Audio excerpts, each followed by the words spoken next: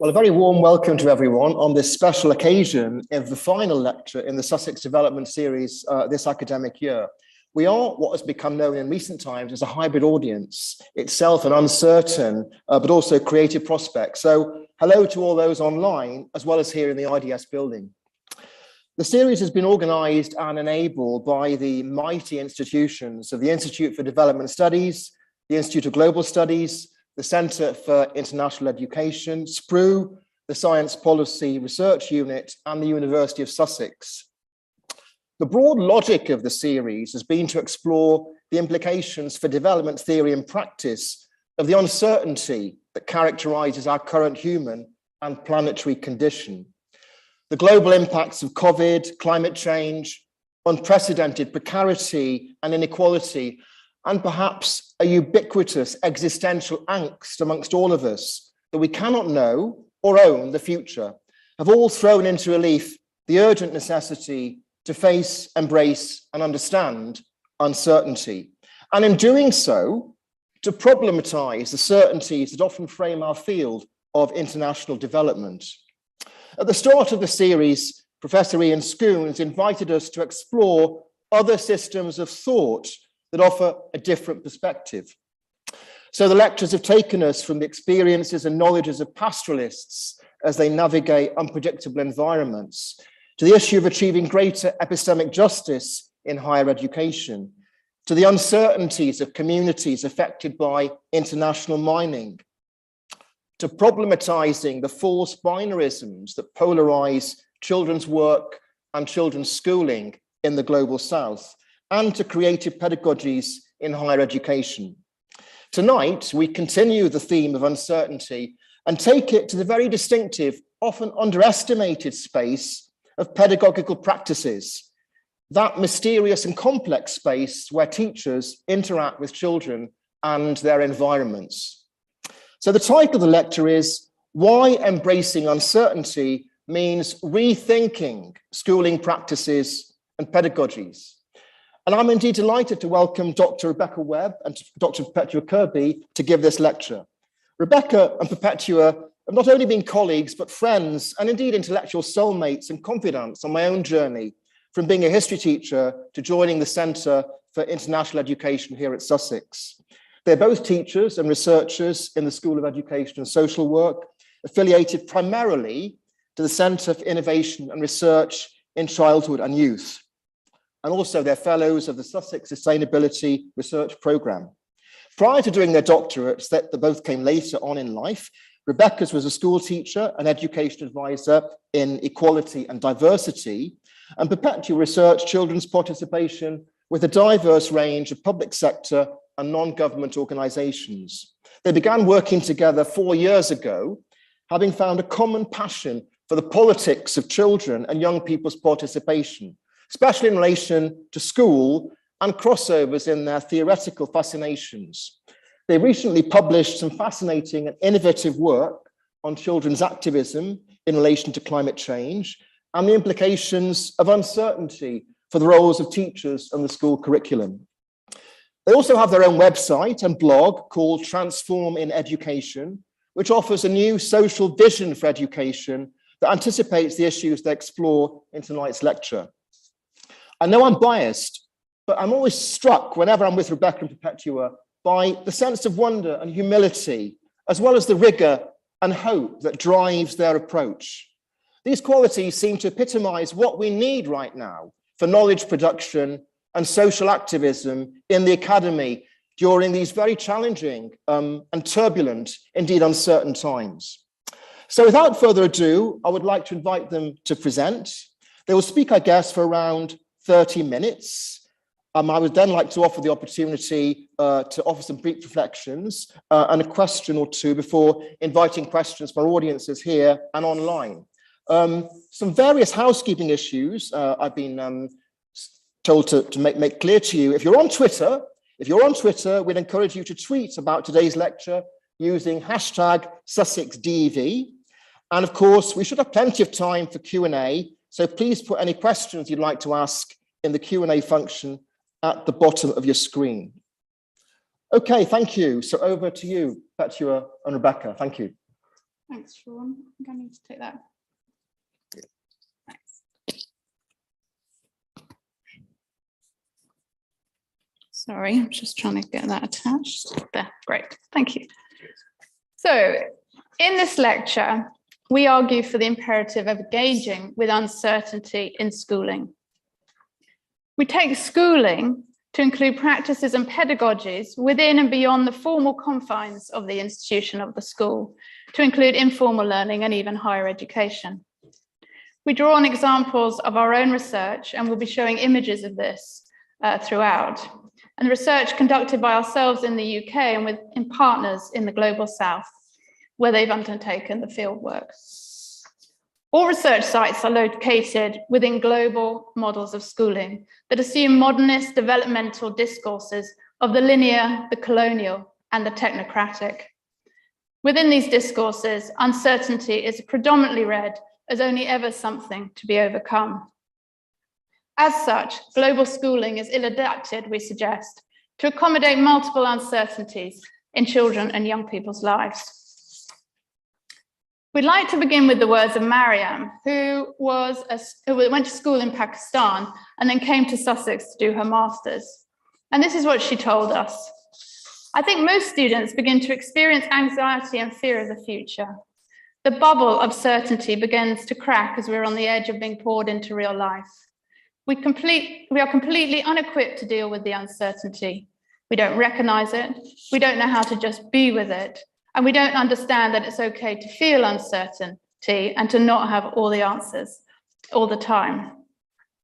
In fact, somewhere along the way, we were taught in schools that uncertainty is bad, which is so ironic because life is anything but certain. So Mariam's querying of the assumption of the certainty of schooling as producing tangible benefits is also explored in much recent research literature, as well as in the Sussex Development Lecture delivered by Professor Mairead Dunn and Dr. Susan Humphreys on the research on work and schools in sub-Saharan Africa. What they all highlight is that student precarities and predicaments can go unrecognized and become diminished in contexts that encourage them to be only certain. In another lecture in this series, Professor Anke Schwittag illustrated creative pedagogies that engage with uncertainty in higher education contexts. She also acknowledged that for some students, this can be a struggle. Today, we're going to talk about our own work using playful and creative pedagogies that we're researching across all age groups, from early years upwards. Our starting point challenges the presumption of a psychological development linearity, one which is dominant in global schooling discourses, which specifies that some pedagogies are appropriate to some age groups and not to others. In the busy site of the school, there's often little opportunity to ask about the purpose of schooling for the 21st century and whether or not it is indeed fit for purpose. In our research, we work with teachers to attend to its purpose and to carve out ways to explore how uncertainty might be foregrounded productively within the space of schooling. Rather than uncertainties pitched beyond the bounds of school, such as those of war, climate change, pandemics, and everyday relationships, for example, we work to acknowledge how these cross over into the schooling day. This work is about opening up possibilities for students and teachers to be uncertain together on both core curricula and wider issues. And for this to take seriously the emotional and existential concerns highlighted by Mariam. We do this in order to invite the student to surface and to respond to the many uncertainties that she inevitably encounters in her everyday life, including in ways that might disrupt.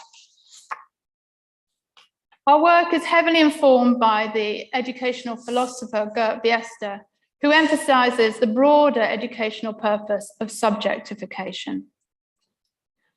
The objective of presenting content in the school curriculum is not to ensure that children get an accurate understanding of it, but to provide children with the opportunity to engage with content deeply. This means allowing them to make choices and hence to take a position. Biester then is concerned with the possibilities for a student subject to come into being through the taking of a position.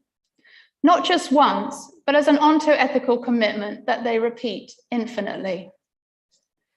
Subjectification is predicated upon a relational understanding of the subject as one who exists in a world of humans and non-humans. This image on the screen is from a research project that we undertook with young people living near the Tesoro National Park in lowland coastal Ecuador. This project also involved young people in the Sundarbans in northeast India, which we undertook together with partners Dr. Citlali Morelos Juarez and Dr. Anita Saha. And in this research, we asked ourselves, how might creative pedagogies enable students to engage with uncertainties of local sustainability issues that they themselves identified? And in this picture, this boy has chosen to photograph his concerns, and he's looking closely at the rubbish that pollutes his neighborhood. Probing questions were asked of the young people to support them to think about the complexity of such issues, and through doing this, inviting them to take a position in that moment. Despite uncertainty being marginalized in schooling, children and young people nonetheless grapple with uncertainties in their lives, often without the support to tap into these as a rich resource offering broad educational possibilities. We illustrate this with examples from an analysis that we have recently done of a collection of children and young people's writings and drawings created during the first period of the COVID pandemic lockdown in the spring of 2020. And this was done across 9 countries. The data was sourced by us from the Mass Observation Archive and by our colleague, Dr. Michaela Villani, from the Freiburg University of Applied Sciences and Arts in Western Switzerland, through partner organizations globally. In this extract, regardless of an assertion of fact, contingency is expressed in the inflective reference to both what it feels like and having only half the reasons. More generally in the collection, we see the beginnings of a language for expressing uncertainty. For example, I feel, I believe, if we were. And in our current work with schools in the UK, we're exploring with students and teachers how we might expand this lexicon so that they can vocalize contingency and doubt in ways that acknowledge tensions and other perspectives and avoid easy polarizations and binaries. The collection also engages with existential questions of life and death and what this means for how to live. It includes a number of literary strategies to make meaning of COVID experiences, for example, by drawing on apocalyptic narratives, evoking the agony of separation and fear of the death of loved ones. We suggest that such an artistic engagement is a way of navigating uncertainty, but that there's also a schooling imperative to introduce the students to alternative text and literary genres that might engage other imaginaries beyond existing tropes and their limited experiences. Later on, we suggest how and why the role of the teacher is integral. So we'd now like to situate how engaging with uncertainty fits within 3 models of education. And to do this, we utilise a travelling metaphor for each of the models we describe, which we've adapted from the work of the anthropologist Tom Ingold. As we describe these models, we'd like to stress their interdependence. They're not discrete, and their implementation means that they can merge at any stage. One of the ongoing research questions we have is how shifts can and are being made from one model to another, and with what effects. So we suggest that all 3 models have a role to play in schooling, but we consider that the 3rd model on the right of the screen requires greater prominence in shaping pedagogy if we're to take uncertainty seriously in and beyond the school. So we think of the first model, mastering education, as an aeroplane, flying to a holiday destination. Students as passengers are moved from A to B, and they must sit up and belt up in rows, looking ahead, following instructions from their teacher with a view to enjoying the rewards of their final arrival. However, there are other ways of reaching the same destination, which we can see in the second model, the train, which we call discovery. The same assumptions apply to the second model, the train. There is a knowledge truth to be pursued and mastered with the teacher. Nonetheless, we might say that the teacher is more heavily disguised as, say, fun wizard in the second model, in their pedagogic role and in their relationship with their students. There are many routes for the student to arrive at the goal of knowledge mastery. For this model utilises practices and pedagogies that encourage the students to discuss and to discover meanings. Unlike the idea of the aeroplane, pedagogically, students might be grouped around a table, face in any direction, they might move around and engage in dialogue and experimentation. But the assumption is that they always arrive at a common destination. So we might say that this second model is informed by humanist progressive ideas of education. Now, our third not knowing model engages with ideas of a destination that is less certain and less solid. And it's about inviting students to explore something where no one knows where the journey might lead. It's about taking seriously an engagement in the here and now, responding to it, but not being restricted by what has gone before or what is known already as an accepted body of curriculum knowledge. So we liken this image to the idea of the seafarer who may have the stars or a sketch map to hand, which might take those on the boat on a winding route with no fixed destination in sight. Seafaring allows for the possibility for extraordinary things to happen, where getting lost can be accommodated.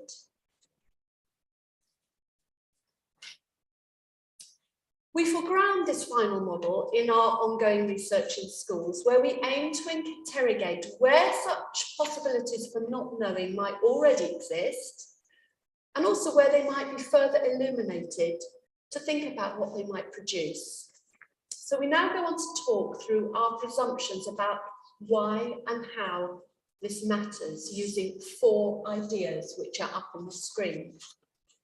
So first, we assert an emphasis on the importance of the present moment and of the complex contexts in which things happen to theorize ideas of equality and hope. Second, we outline the values of using creative, deliberative pedagogies for opening spaces to register uncertainty. Thirdly, we emphasize the importance of verification when uncertainty is engaged with. And fourthly, we explore ideas of what Biesta calls world-centered education. Anker's lecture illustrated the huge contribution that Freire makes to the field of equality and inclusivity in education, and how his theorization can be productively put to work through using the type of creative pedagogies that she expands on in her book.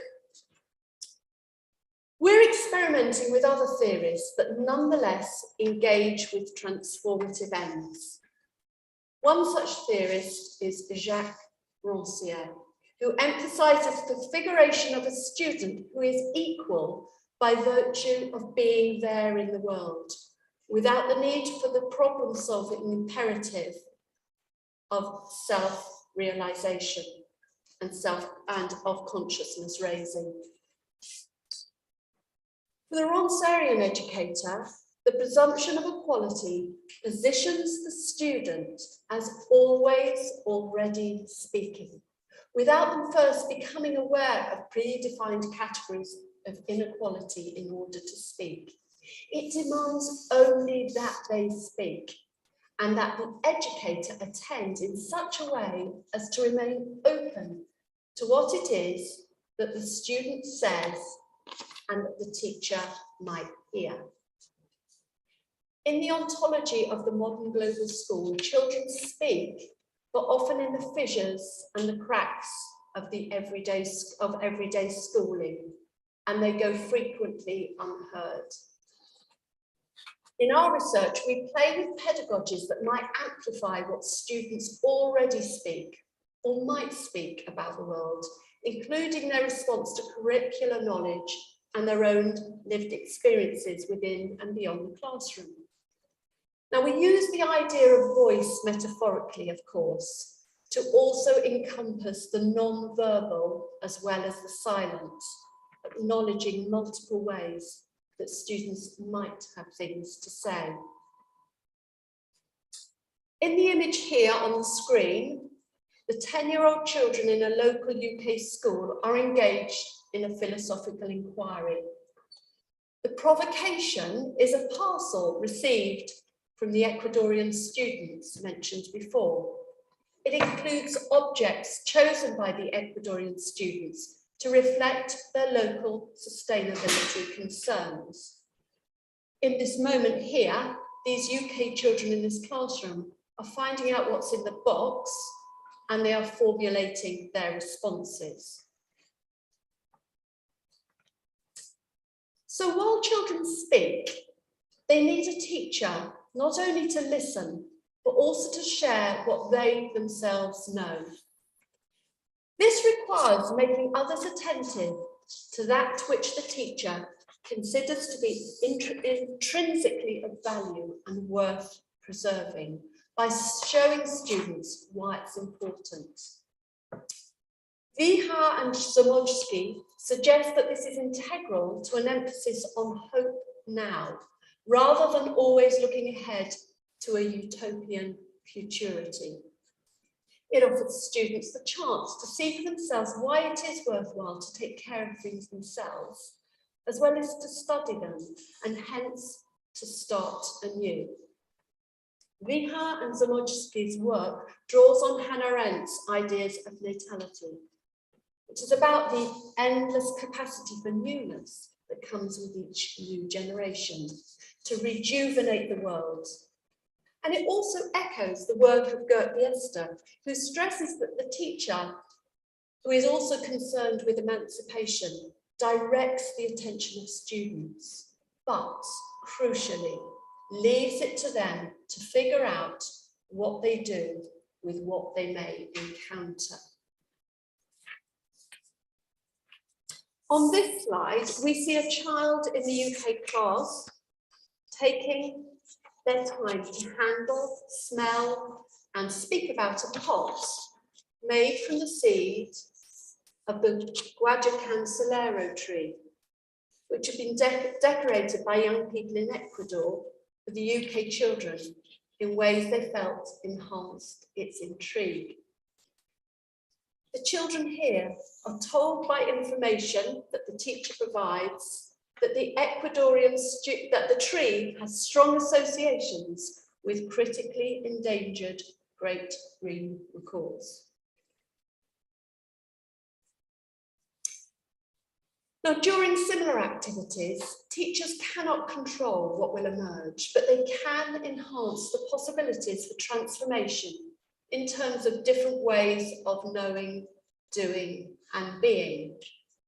The role of the teacher is principally to demand that students pay attention and respond to the world by asking such as questions as, what do you see? What do you think about? Their role is to try to reveal an intelligence to itself, even when the student may not feel that they have something to offer. In this photograph on the screen here, a group of students from a secondary school in the Sundarbans are looking at an exhibition of their own creative work and the work of fellow students undertaken during research that we did with our local partners and with Anandita Saha that Perpetua mentioned earlier. They're looking carefully, opening themselves collectively to what they might see afresh and that they have not noticed before in their work. To think further about how teachers might support students to attend closely to the world, we've drawn on the work of Professor Ian Scoones and Andy Sterling's categorization of different ways in which uncertainty emerges, which Ian talked about in his own Sussex Development lecture. In our own research context, the following categorizations, what we call registers of uncertainty, have emerged as productive. In schooling contexts, attending to these registers opens up decolonial possibilities for doing, knowing, and being differently for both students and teachers. They challenge a purely technical instructional approach to issues such as climate change, for example, that are dominated by what Schumacher identified in the 70s as Western and modern dogmatic assertions of know-how. Instead, a not knowing approach recognizes the importance of what De Souza Santos highlights as the infinity in a diversity of experience and ways of knowing in the world. It complements a dominant paradigm that sees such infinity only ever as an obstacle to be overcome. Similarly, not knowing corresponds to what Helga Nowotny, the former president of the European Research Council, stresses as the need to leave behind the assumption of Enlightenment belief in the universalism of reason. So how might teachers engage with such registers? This is something we're currently exploring in our research through the use of creative deliberative approaches. We call these uncertain pedagogies because they help to surface what is not yet known, including affects, tensions, and differences. The image on this slide is of young people aged 12 to 14 in the Sundarbans, where there are regular cyclones and flooding as a result of climate change and subsequent salination of fertile land. The young people were encouraged to choose different media to explore their engagement with such local sustainability uncertainties. And this included, for example, dance, painting, and writing. And in this picture, the students are sculpting different possibilities for their communities in the year 2035. And here we see them model possible dam structures to protect future crops. They're deeply interested in applying scientific knowledge. But they also displayed an ease of operating in a syncretic mode by emphasizing the importance of their deities in masks that they chose to make. These deities, they said, give them that much needed strength to endure the hardships, the uncertainties, adversities, where fear is ever present in our hearts. As a consequence, they were able to articulate that they wanted these local spiritual beliefs to be included into their school curriculum. The creative pedagogies allow not only for the cognitive engagement, but also the affective and existential to be expressed through creative aesthetics and the young people's bodies. As one young person who chose to dance their response to a local folk song expressed, I have let my emotions sway with the sound, my agony, my frustrations. My experience has been vented through this song. Each step of mine resonates with what my heart feels and craves. Ursula Le Guin draws attention to how we need both science and the arts to acknowledge our irresponsibility in relation to what she calls a damaged planet. Likewise, Tim Ingold draws on the work of Arendt to emphasize the importance of cultivating a love for the world that is necessary to assume responsibility for it. Only then, says Arendt, can there be hope for generations to come. Ingold suggests that science alone, with its emphasis on objectivity, does not teach us how to love the world. He suggests that it is left to art to bring us to our senses, to show us how to open our hearts and minds to what surrounds us. So what we're currently researching in schools is Donna Haraway's assertion that material play builds caring publics. So we want to stress that engaging with uncertainty is hard intellectual and emotional work for both student and teacher.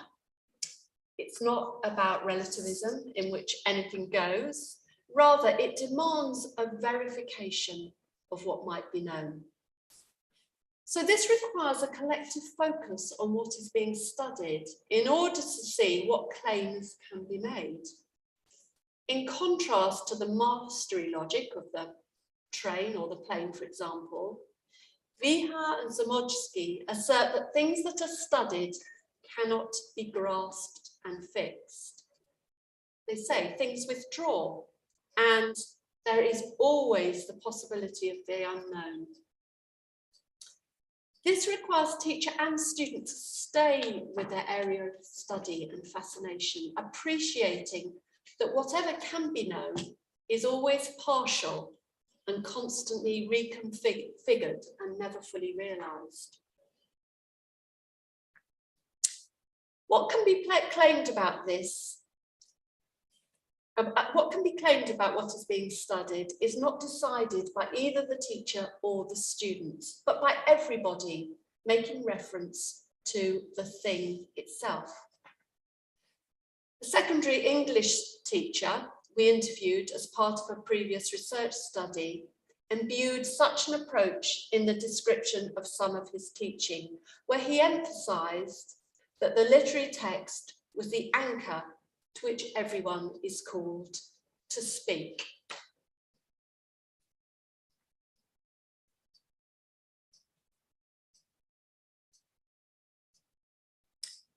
The final implication for schooling that we wish to foreground in relation to engaging with uncertainty is that of embracing what Biesta calls a world-centered education. This is about bringing activities back to core questions for students, which is what does the thing being studied mean for me, my school, and my community? In this image, again, we see the Ecuadorian boy photographing things in his neighborhood that concern him, taking him out of the classroom, offering him the possibility to disrupt the human at the center, which becomes a prompt to deliberate the complex issue of deforestation in his community, where there is a tension between alleviating local livelihood poverty and extensive biodiversity loss. So such a world-centered approach is about embodying a commitment to, as Biesta says, grown-up ways of trying to lead one's life without thinking oneself in the center of it. This idea of being grown up is also asserted by Oliver Berkman, the journalist and writer, in his recent work on the necessity of reinstating nuance in public life. He suggests that the skill of nuance is itself an act of resistance against a world designed to keep us infantilized, our thinking simplistic. Nuance is a dynamic of uncertainty, and we assert that engaging with this is the new radicalism that we need to see more of in our schools. Attention to such radicalism is timely, given the constant threats of war, as well as the ongoing challenges of the pandemic and climate change. Visiting an Ai Weiwei art exhibition entitled The Liberty of Doubt whilst writing this lecture sparked us to ask ourselves, what is it that democracies are currently being required to defend and preserve? The liberty of which Ai Weiwei speaks foregrounds an engagement with uncertainty to accommodate transformational possibilities. Such transformation has nothing to do with how things ought to be organised in society, but rather recognises democracy as a condition of change that finds meaning when put into action. This includes within schools and other contexts of education. Crucially, students need to be supported to engage with the dynamic between what we know and what we do not know about the world and ourselves, in order to think through how they might be and act in the world, as Nowotny suggests. So I want to end with the voice of a UK secondary school teacher who recently told us that her students' initial response to the war in Ukraine was to ask, how is this going to affect me, miss? Her first thoughts were of dismay at the apparent egotism of the question. But on reflection, she recognised this as an opportunity to probe the student's own concerns so that she might respond both by sharing relevant knowledge as well as by requiring her students to explore the diversity of ways in which they registered the uncertainties of the war. This included engaging with different perspectives, practices and materialities, as well as exploring their own competing feelings and ethical questions that such deliberation can surface. This approach is what we understand by world-centered education. We suggest that it requires engagement with two inherently and contingent questions. The first is, what is this thing, this topic, this issue, this concern in the world to me? And the second question is, what am I to this thing? These questions both acknowledge the student's lived experience while also requiring students' desires to be interrupted in order to draw attention beyond the immediacy of their individuated lives. As such, they highlight the limits and limitations of what we can desire from the world, which is, says Biesta, both the question of democracy and the question of ecology.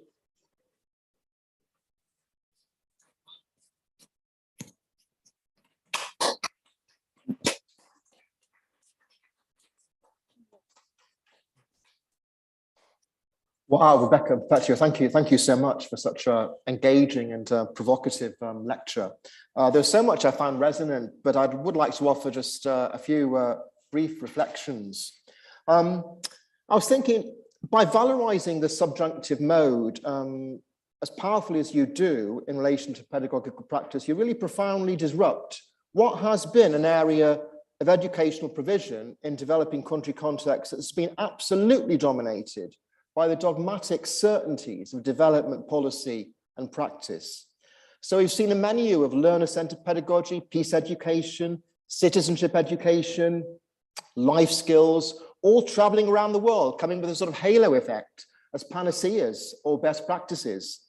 And many of these interventions have failed precisely because of a failure to recognize the lived experience of their target audiences, and in particular, the uncertainties they have to navigate on a daily basis. I also love the way, through your case studies of children and young people in India and Ecuador and the UK, you root uncertainty as a pedagogical resource, as part of the relationality, if you like, of pedagogy, of the tangible, embodied experiences of children, as well as their imaginaries of the future. So it goes beyond the discursive register of the uncertain to show uncertainty as something that is relational, emotional, affective, aesthetic, collective, and situated, and rooted in our relationships with the environment.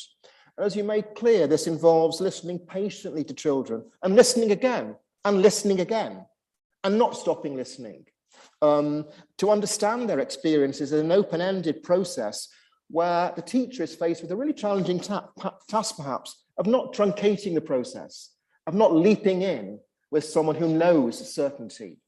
And I think that concreteness that you give your evocation of pedagogical uncertainty is really important to avoid the notion of uncertainty becoming another development buzzword, like participation, and like a few others I can think of, even learner-centered pedagogy.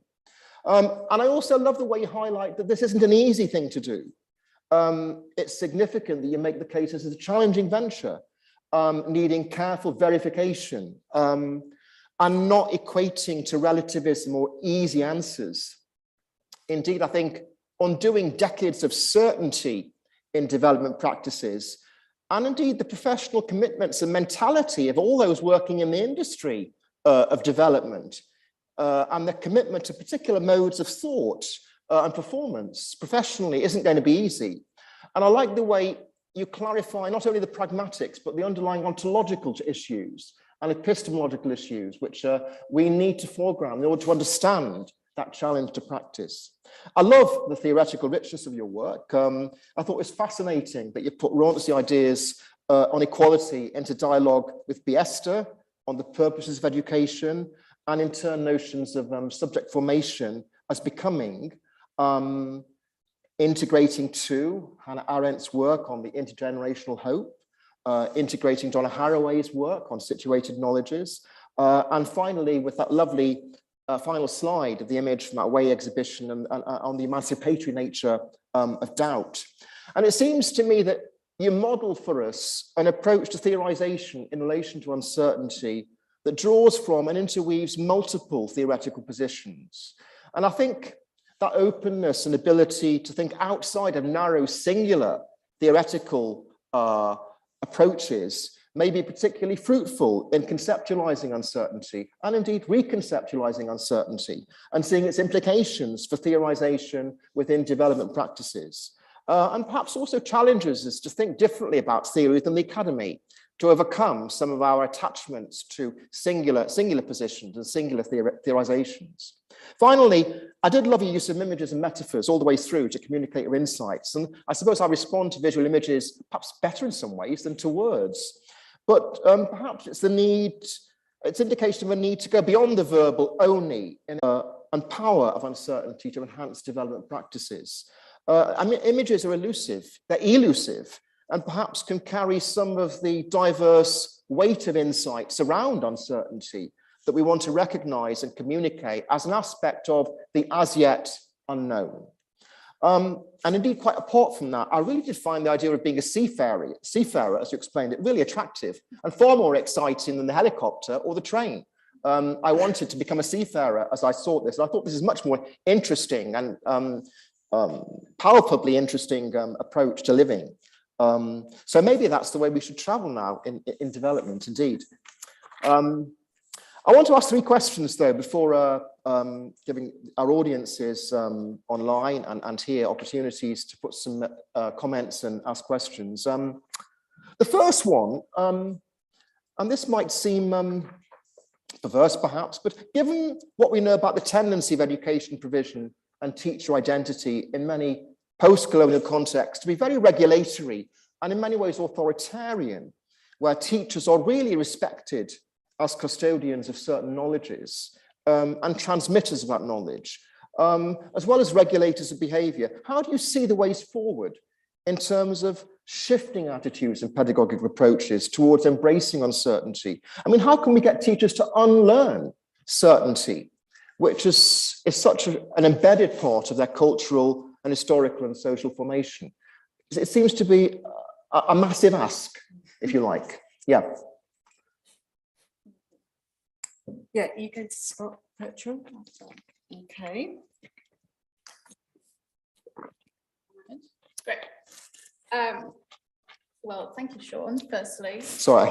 Lovely discussant feedback on the lecture. That's very lovely. We can all be seafarers together. Yes, I think I look forward to that. And everybody seafaring indeed. Yes, develop, yeah. But in relation to your specific question, Thanks, I think the first thing to say is we're not inviting anyone to give up certainty. You know, Okay. as the 3 models emphasize, for us, those are hugely related. We want to share what we currently know of the world. And it's important that students get that. You know, we need them to know 2 + 2 = 4 or whatever it is. And that's important. And I think that's important working with all teachers. And I recognize the portrait you're describing about teachers. And I think, you know, that it travels the globe. That's the picture that you're describing. In that sense, so you're not wanting to reproduce another binarism for us, certainty versus uncertainty, which uncertainty could easily become, couldn't it? Absolutely. When we think of its other and its opposite in relation. Yeah, it could. And I think, you know, when we go into schools, we talk about uncertainty, everyone's like, ooh. And it's a challenge. We have really grappled with how we work with schools on this. It's really difficult. And there isn't much space. You know, there are very clear curricula. Yes, there are very yes. much sort of discourses of, as you say, of behaviour, and so there isn't much space. And what we're trying to do is work with teachers, and currently we're working with a teacher in the UK on this, having struggled in different projects with the issue you say, but partly it's about sort of working alongside teachers. Sure. So in the current project we're doing, we are all in the classroom, the three, Rebecca, myself and the teacher, and we are all positioned as researcher pedagogues. And we are each taking it in turns to observe and teach in the class. And with the idea that we all observe each other and we will all think about the possibilities in this context. It is for us about finding the minutiae of practices that might shift. So it's not a revolution for schools. It's thinking, are there maybe, you know, after you've had some input, could you have a small activity or even a sort of different way of phrasing questions? In response to it. I do love the way you're combining sort of macro social vision, which does seem very radical and transformational, with real attention to the micro practicalities and small insignificant things that will matter. And the dialectic between the two is rather wonderful around uncertainty, perhaps. And I suppose just to follow on from that too, is we need to be really alert to, as I think we mentioned in our lecture, to when a certain moment might shift into the possibility for some uncertainty. These are overlapping, and these moments of transformation are really crucial to be attuned to. So that's one of the reasons it's absolutely wonderful to have this reflective time working in the classroom with the teacher, just to note the possibilities for this. Yes, wonderful. Yes, thank you. Thank you. A second question, really. I'm always struck by the way in which public discourse is now dominated by social media. Not that I'm that familiar with it, and I was not quite sure how to use Twitter even at the beginning, but I've learned now. But increasingly, social media reduces public discourse to sound bites in which individuals trade certainties about their positions, almost in silos or echo chambers. And hence the very polarized state of debates about Brexit or COVID, pandemics, about injustice and the implications of capitalism indeed. So young people have to navigate a very reductive and perhaps alienating form of public discussion, even as they engage and want some support in engaging with existential issues in their everyday lives, as you say. So I was thinking, in developing your concern with uncertainty as a pedagogical resource, was your thinking shaped by this broader out-of-school curriculum, if you like, that young people are exposed to, and in many cases, although they're engaging with it, also are injured by it and find it baffling and itself a source of anxiety? So is a pedagogy of uncertainty relevant, in the light of this failure of public discourse? Well, I suppose absolutely that is our question, it's something. I know it's a bit blunt, really, but yeah. No. We're passionately engaged in exploring. Yes, I mean, it is baffling. I mean, you say it's baffling for school children, it's baffling for us all. And I suppose then it feels as though there is some sort of ethical imperative to almost, if you like, not have a space to acknowledge that bafflement within pedagogic form within the school, to surface that bafflement and to do something with it. And as you picked up on, and as we alluded to, it's demanding to stick with bafflement. It's easier in some ways to retreat to certainties, to binaries. And I suppose we could say, being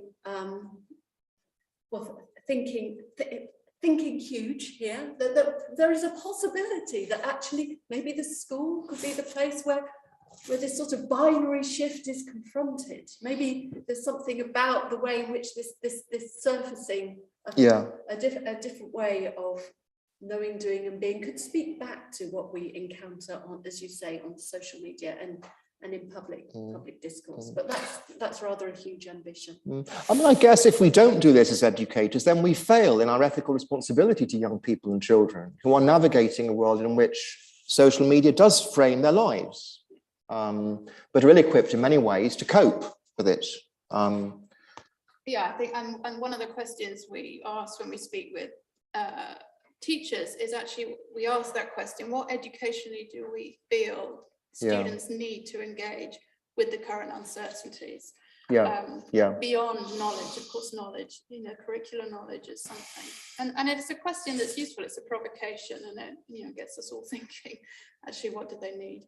And just in response to the social media, when Rebecca and I started working on this, it was in the middle of Brexit. Wow. So it was, we were surrounded by these polarities, and so it felt pertinent at the time. And of course, we've had a pandemic, and we have the ongoing climate change, so that it remains relevant and always will. Oh yeah, thank you so much. And finally, I just wondered, given what we know of the almost predictable long-term violence suffered by the poor and the precaritized, and the production of that precarity by brutal forces of global capitalism, which seem to be relentless and gathering pace again after the COVID pandemic, isn't certainty owed to them?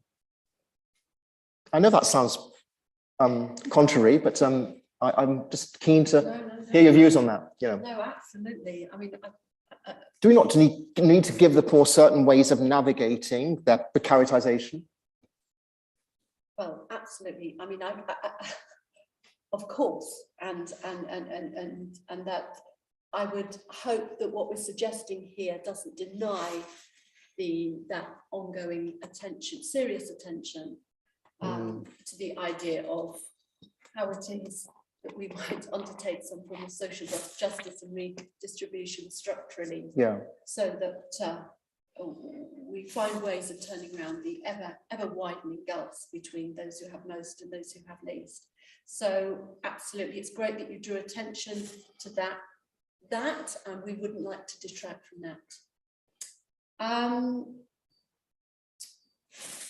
What else would we like to say to this? I think that I think I've got a little bit stuck. Do you want to? It's just. I think there is an issue of also a respectful attention to people's uncertainties that are lived, and so of course students need certain curricular knowledge, but also those in the most precarious lives are living deep uncertainty. Indeed. Indeed. And so I suppose this is about creating a space where they are supported to engage with those issues, with the support of an educator who looks at the possibilities through that engagement, at the educational possibilities. But also that sort of attention of listening to how people are engaging with uncertainty, as Ian Schoon's work. Yeah, absolutely, with the pastoralists. Exactly, so that it's not just a one-way thing. We're actually, it can be a global conversation about how people are navigating and dealing with uncertainties. So I think it's important that we actually listen better to people living such precarious lives. Yes, and perhaps there's a way forward there, given the fact that the poor are often constructed as in deficit, as in need of redemption, as in need of intervention, which fails to recognize the tortured and difficult lives they lead, lives of uncertainty. And I think Ian Schoon's work showed that by recognizing the uncertainty of the pastoralist lives, interventions were much better able to be useful and helpful to them. So we could say it's an ethical and dignified response to the lived experiences of the most vulnerable. Yes, Rebecca, you've used that word ethical once or twice now. Can you say a bit more about what the ethical dimension of this is? I think it's there's a turn to ethics, certainly more broadly perhaps in development theory and practice, and I think it's very important, very significant one. But how does your work locate itself within the ethical? I think there's something about this, the idea of depth and about attention. You mentioned yourself about sort of listening and listening again. It's something about not presupposing that we know what it is that we're going to hear. And so it involves a very particular form of listening, and it means being uncomfortable and being open to being surprised by what it is that we hear and what that requires of us by way of a response. Yes, thank you. And just lastly, in relation to that, it's the sort of idea of world-centered education. It's an ethic to the world. It's the relational ethic to each other, but to other things as well. It's demanding in that way. Yes, thank you so much. Well, it would be lovely now to hear from our audiences, any comments and questions. I think maybe if we hear from our online audiences first, or Gary, do you have? There's a couple of comments here. Okay, brilliant. Yes, thank you. And then we'll move to, yes, those who are here, we're seeing you now, but do come to the mic, please, to comment or ask a question. But anyway, thank you. Gary, yes, can you, yeah. The first comment is from Pete Taylor, who's Director of Research here at IDS. Yeah. Wonderful presentation. Thank you, very inspiring.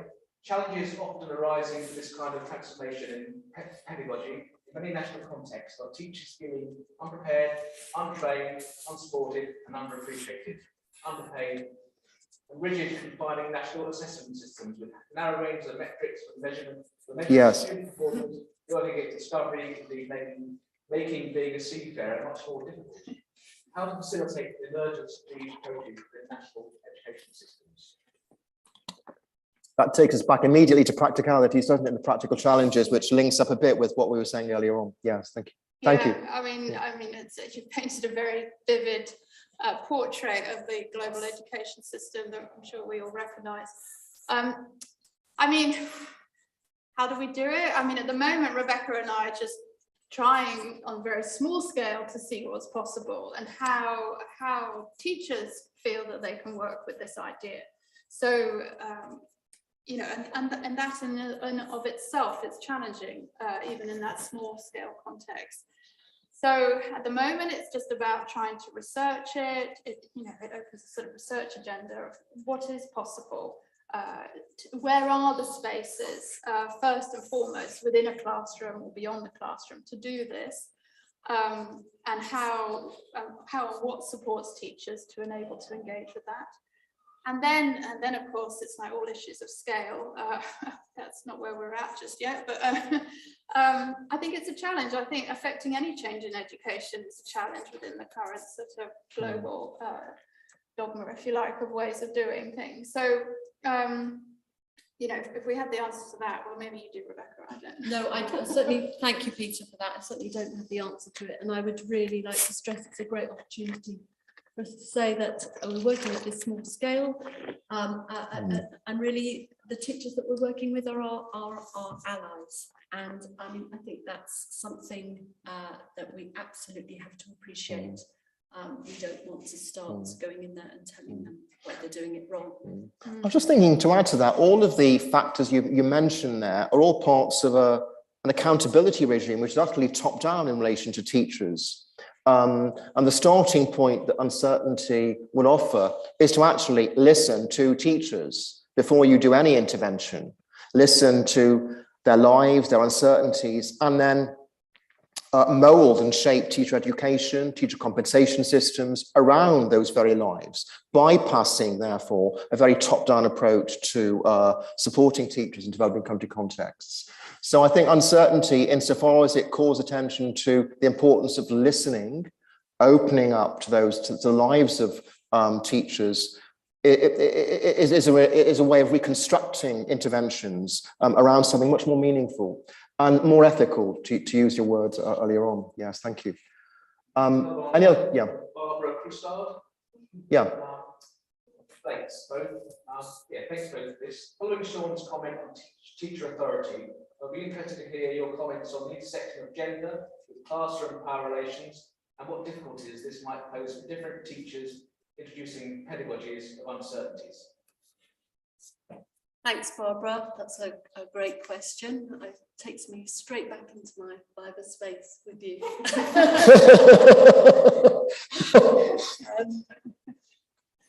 No, I'm acutely aware that we haven't got into any issues around identities or pulled out particularly of any particular strands or threads of identity, or indeed their intersectionality.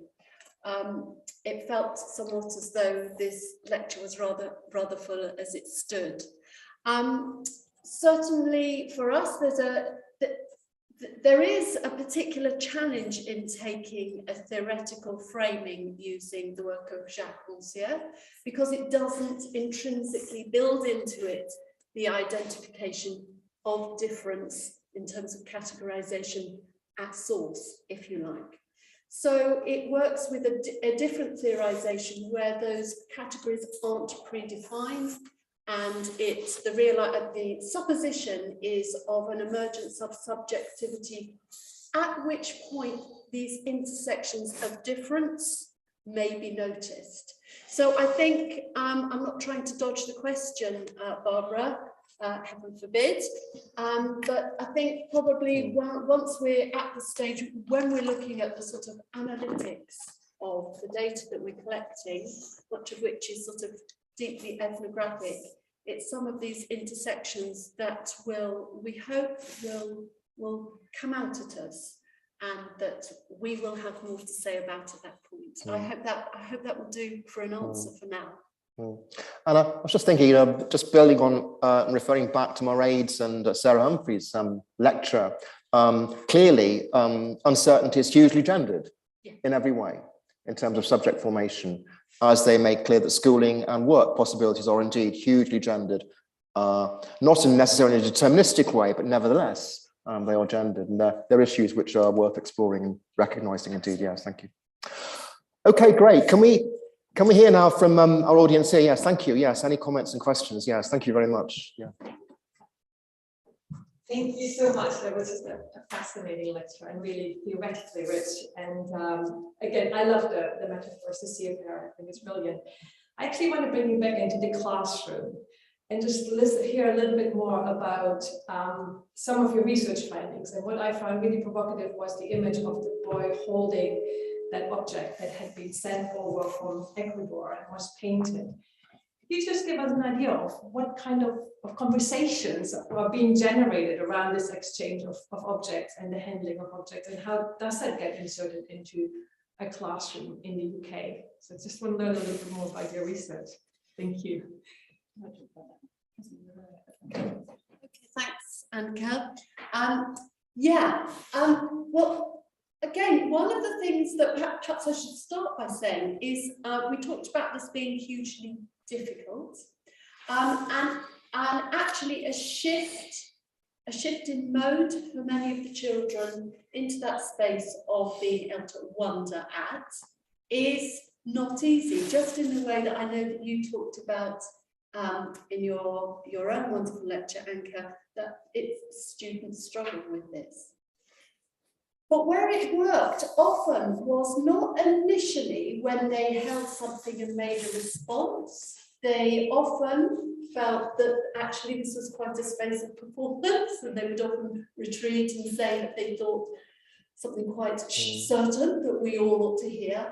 What became fascinating was often when they then got down into spaces where they could talk together and start drawing, making responses, commenting on what each other had said, then they tended to move into more of a subjunctive mode and positing questions of I wonder if. I mean, there's something hugely, I mean, obviously these are younger children that we're talking about here, 10, sort of their bodies are important. Being able to move around and use that physicality and to then also vocalize. And some, of course, as we acknowledge, not all children can. It doesn't come necessarily through what they say. So I would like to say that I can present you with a sort of script of sort of incredibly sophisticated engagement with sort of all sorts of modal words and expressions. I don't think that's not really the case. And I mean, we are at the early stage, it's the early stage of this. We're sort of thinking, what are the activities that will shift them into a mode of feeling that they don't have to make a claim to knowledge. So do you want to say anything further about that? Only that, I mean, one of the things we're sort of exploring now is this shift between the uncertain and the asserted in that space. So, and how, you know, they sort of merge. So Rebecca talked about the pot and how information was given to the students. So it's this constant shift that, and knowing when to come in and knowing when to demand verification, so that it isn't just anything goes. So leaving that space open for students to attend deeply, to respond in an embodied sort of, you know, multimodal way, but equally to come in with, to share what is relevant, and to find that pitch and moment. That's tricky, and that's something we're really focusing on in the work at the moment, as how to make that dance, if you like. And there's perhaps something further I could say about that. What we had the opportunity during the Festival of Science in the autumn for children and young people to come into the library space in our local city to respond to actually some of the work that's going on that we had done with pupils in the school. And they were provided with all sorts of materials, clay, sort of natural materials, to respond to an aesthetic and art display that's had been created through these lovely artifacts that came from the Sundanmans and from Ecuador. And actually it was through working with the hands and the sort of often the conversations they had with each other or with adults that sort of the subjunctive mode became entered into. There was nothing, they would describe what they were making in all sorts of different ways. They constantly changed. Well, what it was they were producing changed moment by moment. I thought it was wonderful the way that your images almost stopped the clock on the pedagogy, and we saw a snapshot at a particular moment where the subjunctive mode was emergent. And don't you realize then how we talk about the way development flattens contexts? It certainly flattens pedagogy and all its complexity, because none of this is really recognized or revealed, even in research on learner-centered pedagogy itself, which tends to take a predictable line. So I think it's fascinating invitation to us to really take pedagogy very seriously in all its complexity too. Joe, yeah, great. Yeah, thank you very much. I was very interested in pedagogy. I'm Jo Westbrook, co-director of the Centre for International Education. And I was very interested in the fact that your three models of the curricula you're not going to buy, you're not replacing. You recognise the need for that certain knowledge in the building, which allows for different ways. But I'm wondering where the transformation comes in, because that is part of what you're doing, and whether you see transformation as within the individual, whether it's in the embodiment in the sense of the material, the dance, the making things, the exchange, obviously between groups of children from country to country, but exactly where and how you foresee or want the transformation, because obviously you're also looking at Prairie, the relationship to Ramsey. The idea is that you have the saying something goes somewhere, and it's not activism, but it is the praxis, and it's very difficult not to think in the mode that we are about youth activism around climate crisis, and now we're post-COP, and the doing and the saying and the wanting to change the world, which is also a material way, but then of course that's assuming that pedagogy has to get children to go out and do something. Yeah. But that's what I'm interested in. There's a space there. Where is the transformation? Just that. I mean, I think it is the sort of underlying question that we invite children and young people through this work to engage with, is this question of what does this mean for me, my school and my community? And it is this, it is definitely beyond simply the individual. It Yeah, so it is, but it isn't prescriptive about what happens, nor when it happens, in that it might happen 10 years after they leave school. So like young people now questioning the sort of colonial history curricula, it's happened after their schooling, and there's quite a lot, or for some it's during, but you can't it's Arendt's idea of the next generation viewing the world, and what we're trying to do is open that space for the students to engage with that, what's that, and to query it, but not prescriptive about what that is. Not to say you must be striking or you must, but it is to not that we were, not that it's to open that space for students, and it's a demanding space, intellectually and emotionally demanding space, where it is holding them to account to engage with that question, even if they do not think that they have something to speak in relation to it. And that's the demand, is that you speak in whatever form, but not what you speak, not what you do.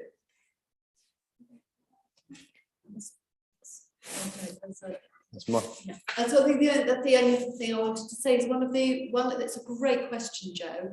And one of the questions that we had during the climate change activism before the pandemic, when we had lots and lots of young people, including primary school children, out on the streets locally, was we became fascinated about who was left behind, who wasn't there, who wasn't enabled to be there, maybe not because they haven't wanted to be, but because they're all part of families and other people making decisions, and different schools having different rules and different rhetorics. So thinking about this, what might it mean to engage with transformation for those who are least able? Sure. Or particularly this works too in terms of very class bodies, and I wouldn't want to generalize here, but very articulate middle class bodies, white bodies out on the street. Who's not there? Who's rendered invisible by not taking seriously actually what might a transformative pedagogy and practice involve in school that can be equally radical about the idea of wanting to have something to say about how they felt about climate change. Marcelo, do you have a question? Yes, thank you. Gary, do you have any other questions online? Yes, a few. Oh, great. Yes, after Marcelo. Let's hear them. Yeah, thank you. Okay, common indeed. Great. Yeah, sure. Marcelo, Thank you. Thank you so much. Yeah. And thank you, Rebecca and Petra. What a wonderful, wonderful presentation and lecture. I'm Marcelo Starikov, working in the Department of Education on the BA Primary, and author of The Joy of Not Knowing. So this today was tremendously exciting to be at and to hear. And I guess my fascination over the last 20-25 years with promoting a love of uncertainty in children in education, I guess stems from having been an undergraduate here at Sussex and training my mind as a scientist. I think there's tremendous value in looking at education as a scientist, because a scientist by definition has to start in a position of uncertainty and not knowing where they're going, because by definition no one knows the answer. And I guess transferring that philosophy to education has been really, really fascinating. And what I wanted to just share with yourselves is that the key, the value, the wonder that you see in children is when they thrive with learning, is when they actually, when uncertainty becomes a very explicit part of the teaching and learning process.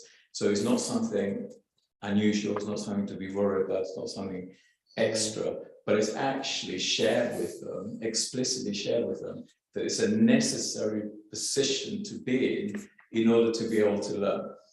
And the whole of the Joy of Not Knowing approach then develops the strategies, the infrastructure in the school, the leadership, the teaching and learning pedagogy that enables the child to then feel able to thrive when they're in a position of uncertainty. But the key I wanted to just share with yourselves is that to say to the child that you have to be in a position of uncertainty to be able to learn is so transformational, like you were saying, Joe. It's so transformational because if they know the answer, which makes them feel really comfortable, then they realise that knowing the answer, they realise that they're not learning anything new. So when they start to realise that in order to learn something new, they have to not know it first. So they have to be in a position of uncertainty. It's really fascinating, but that then makes them feel uncomfortable emotionally. So that the whole of the strategy that I've developed is to make children feel comfortable with being uncomfortable and to embrace uncertainty. So like you were saying, Sean, that one of the things that's so key in terms of pedagogy and the inquiry-based approach of being together in this sense of communal uncertainty is the minutiae, as you were saying, because things like turning the learning objective into a can we question immediately sets the scene of a community of inquiry where we're all in the unknown. Yes. Placing the learning through a philosophical approach. So philosophical approach to the curriculum is so fascinating. So if we start a lesson on shapes, saying do these shapes exist? For example, this just changes the dynamics of how important it is to be uncertain in order to discover new learning, but also to feel that the school is equipping, or the system that we are in. This goes back to the transformation of our educational system that we had online, is to make sure that we are actually equipping the children with all the skills, strategies and dispositions that enable them to thrive when they're in a position of uncertainty and feeling apprehensive. And that's what I wanted to ask you, that what do you think the value is in terms of supporting the principle of the joy of not knowing approach supports that every school launches the academic year with a learning to learn week, where we teach the children how to thrive with being uncertain. And amazingly, as part of the parliamentary group on education, we've just published a book called Reimagining Education in England. And the idea of teaching children how to be comfortable with uncertainty has been taken on. So the hope and wish of transforming systems is very real. So thank you so much again. It's fascinating. Thanks, Marcelo. Yeah, thanks, Marcelo. And it's lovely that you're here and your fantastic work. It sounds amazing that it's going from strength to strength, which is really encouraging to hear. I think there's sort of two issues of not knowing. There's not knowing when there's something to be learned, and then there's not knowing where we don't know what can be learned. And the work we're thinking about is the latter, where there isn't a clear learning objective. It is completely open.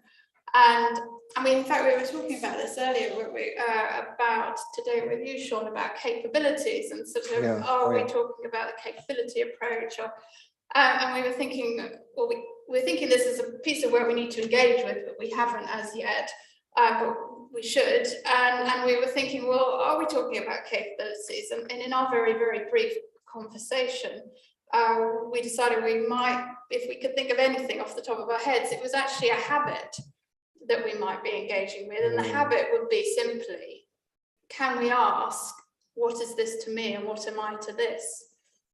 Beyond that, it is open.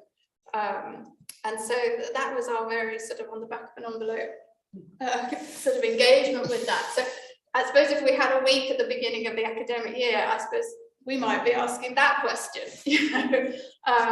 as well as the questions that you asked, because I think what you're doing, Marcelo, is fantastic.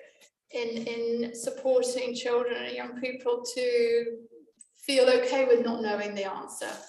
And that, so I would absolutely advocate the work that you do in relation to that. Yeah, don't know if you want to add.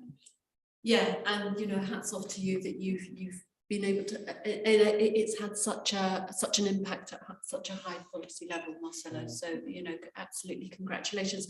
One of the intriguing questions that I'm really glad Sean didn't ask us, that he might ask us, is how you're going to avoid being very certain about your uncertainty, Rebecca and Petra.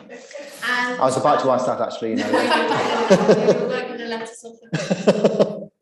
And what was so wonderful about working with our colleagues in Ecuador and India, and I don't know whether they're on the line, but if they are, they really challenged us. So and actually often I think we failed.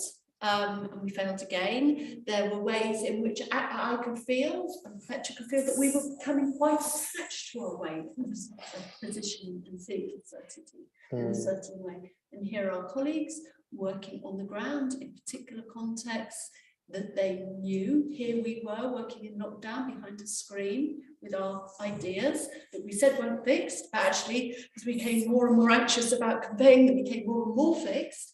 So there's there was a sort of, you know, there's a sort of note to self constantly about, as it were, almost the solidity of what it is that we are uncertain about.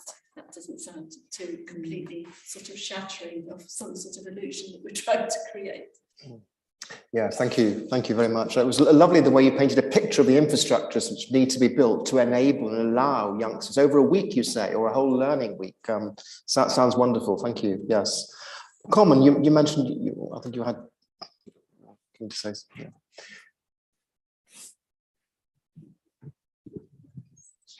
Short. Thank you. Yeah. Well, thank you for that very thought-provoking conversation. I have two questions, if I can be so selfish. One comes from development brain, the other from teacher brain. But we're talking a lot in terms of uncertainty, especially in development context, as I think was brought up online, and a lot of challenges around uncertainty in youth and in development context, but I'm also wondering if you can shift that into looking at the strengths of this. So I wonder if you had noticed any difference in contexts where there is more uncertainty, that there might have been more pedagogies in this area. So either like in the South where there is a lot of uncertainty, did more strategies emerge? And likewise with youth who face uncertainty along their lives, did you notice that on a developmental level as well? So that's my first question. The second one is more teacher related. So it really interrupted a lot of what I thought about learning theories that were centered on mastery and discovery, and I had a lot of note to selves going through my brain too. One of them I was thinking about was how in education we always talk about scaffolding, and how do you scaffold with uncertainty was one question that came to mind, as well as we're always taught to structure the learning environment so that students come to a conclusion. And you had talked a little bit about setting up an environment for this. I wondered if you could speak more to those points as well. Thank you. Carmen, thank you. Yes. I'm trying to remember what the first question was. Strengths of the South and the youth. Yeah. Okay. Yeah. Well, I mean, I think what I would say to that comment was that, and we had some lovely examples that came particularly from the Sundanbans of which actually, again, thinking about how our constructions of uncertainty were undone. I mean, we mentioned in the lecture about the mask making. Beautiful masks were made with a sort of an slumming apprenticeship method, and of course of the deities.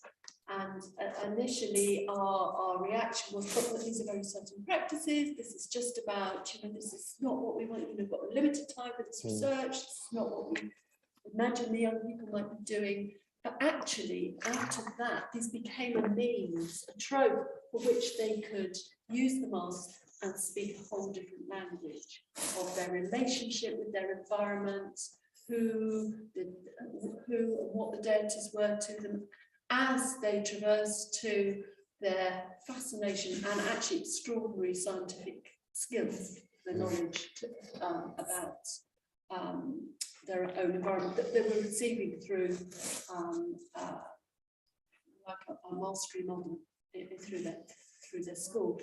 But they were themselves using these to, if you like, undo the logic of each at the same time that they constructed it.